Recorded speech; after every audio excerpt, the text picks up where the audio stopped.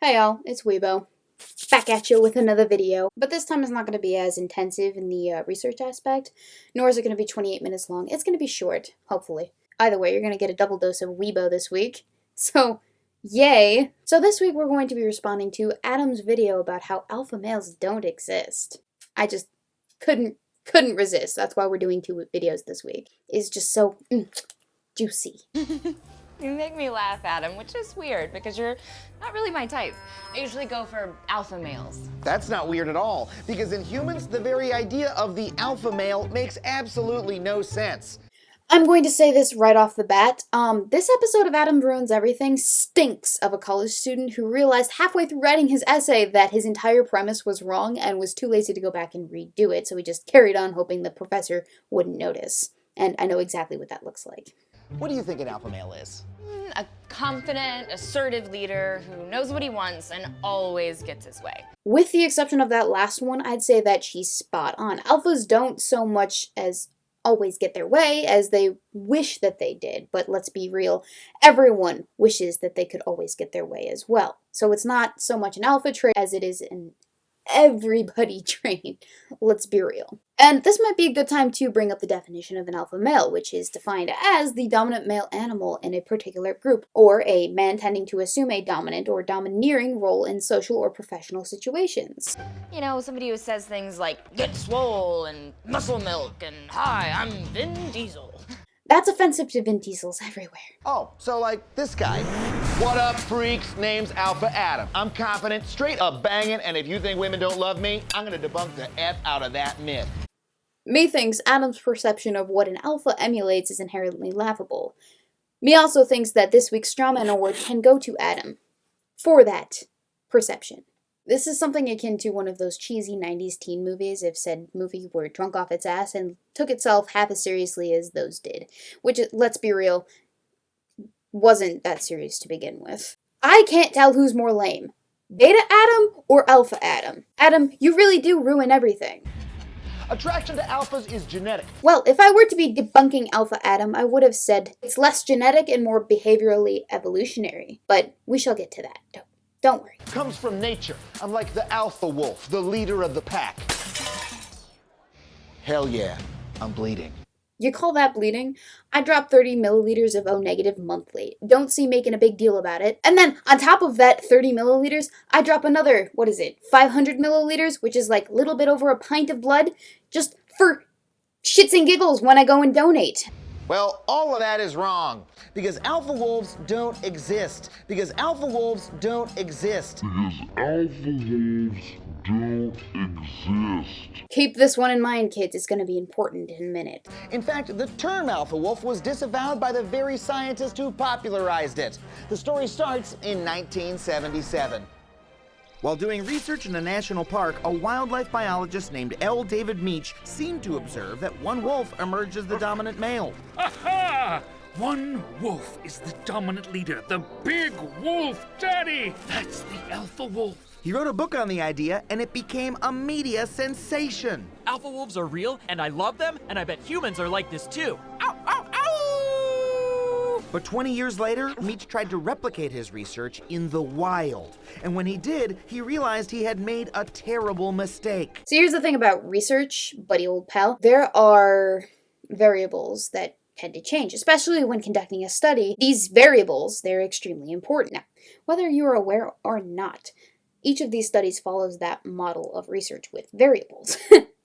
Wherein the independent variable, being the one that changes, would be the habitat of the wolves, or captivity versus wild. And the dependent variable would be the behavior of the wolves. Now, it seems to me like, depending on the habitat the wolves were in, their behaviors changed. Actually, this is really rather ironic because I know you know this is true for reasons that will become clear later on. Anyway, according to the way you reenacted the study in your so brilliantly choreographed and illustrated and acted out animation. By my guess, you simplified the fuck out of this study, assuming that there was no human interference. The wolves actually did present with an alpha male. You said so yourself within the pack in the study done in 1977, whereas in the wild they didn't in the second study done 20 years later. What you've so cleverly tried to distract from was this. The wolves were in fact naturally observed to heed to a dominant wolf in one habitat as opposed to the other habitat.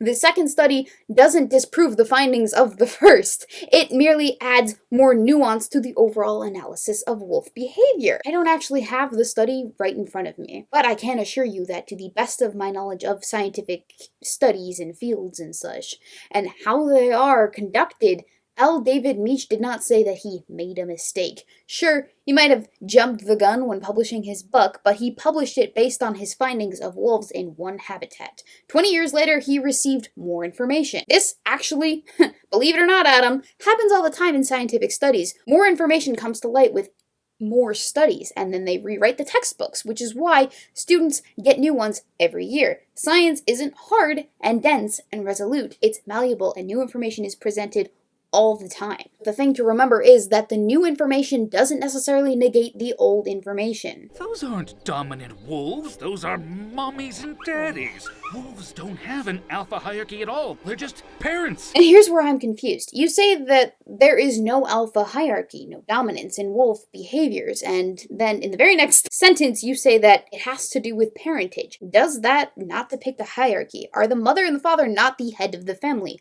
of the pack? See, what you're doing is you're substituting one word for another in order to disenfranchise the original word that just so happens to have a connotation that you don't like. Well, I'm sorry, but that's not how the English language or science works, Adam.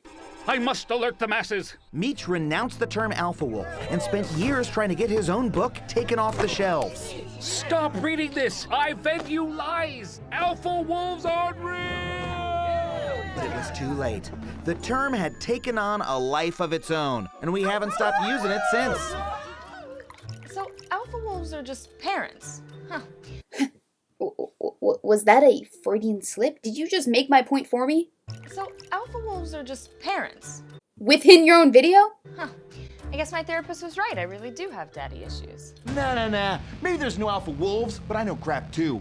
Alpha males are found in chimps, our closest genetic relatives. Weird. You are more aggressive than me, but also wronger.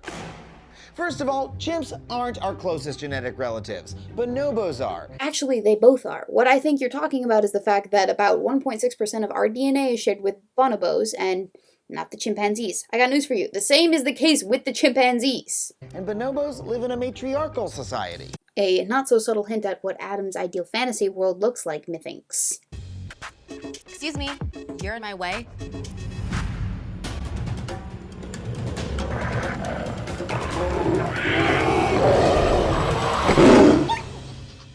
You basic. Okay, whatever. Those bonobo broads don't mean nothing. In chimps, the alpha male is the most dominant, most aggressive bro, and that means he has first access to food, resources, and of course, mates. Hell yeah, baby. All right. Not exactly. Contrary to popular belief, in chimps, the most aggressive male doesn't always become the leader.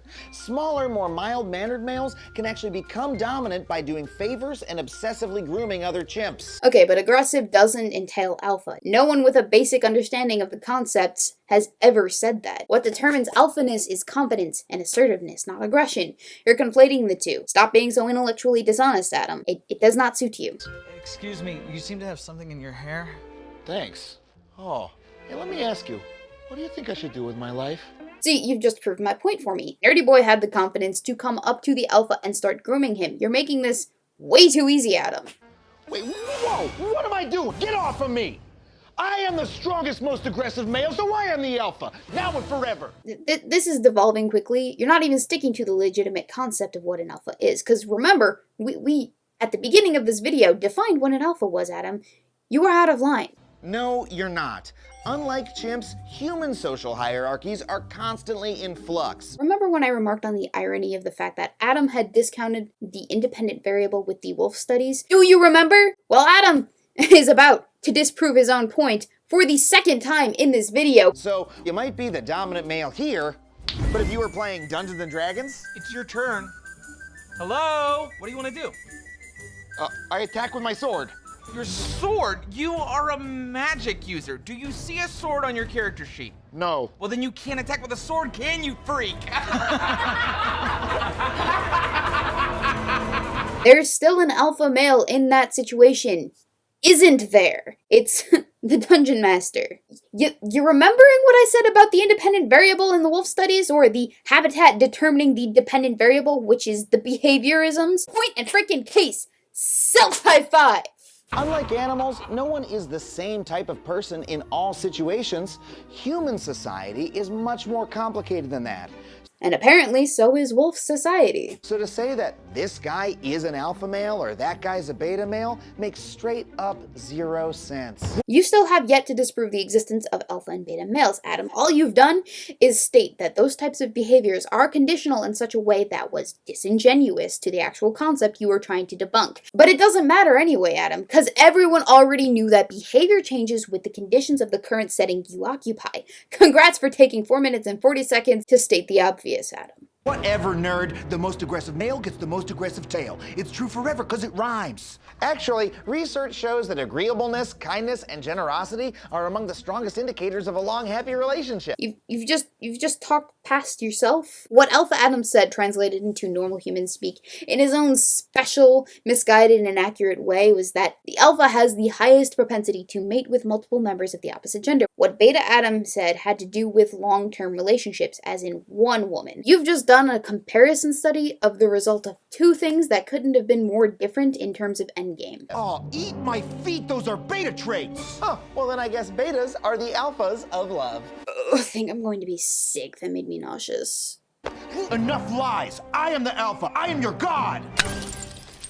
Leave Beta Adam alone. You saved me. No. Sorry, now I'm nauseous. Also, just Adam is fine. Anyway, on a side note, if you like the content that I'm putting out, perhaps consider supporting what I do here on Patreon, or maybe taking a look at my Teespring store so that I can better do this, maybe get a better camera, some microphones, do some more intensive research, because as we know, apparently the best studies are the ones you have to pay for. Every little bit counts, my dudes.